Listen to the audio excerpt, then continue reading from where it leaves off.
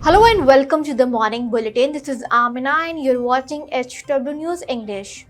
Now it's time to dive into the top stories of the morning.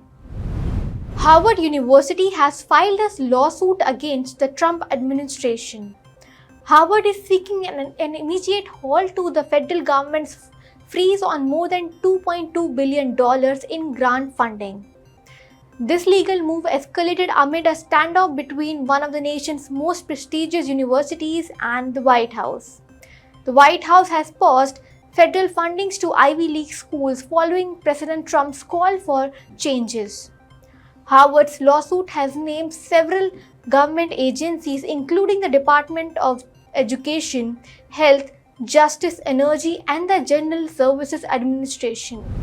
The cause of death of Pope Francis has been revealed by the Vatican Church. Pope died early Monday after suffering a stroke and heart failure.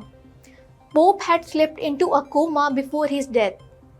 Pope was the first Latin American leader of the Roman Catholic Church. He had suffered double pneumonia this year. Earlier on Easter, he had appeared in an open-air Pope mobile to welcome cheering crowds in St. Peter's Square.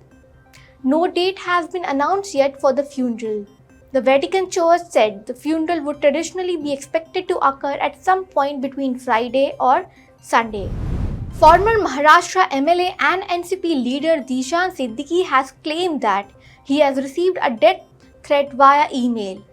The message was purportedly from D Company member. The warning was that Zishan would meet the same end as his late father Baba Siddiqui unless he paid Rs 10 crore.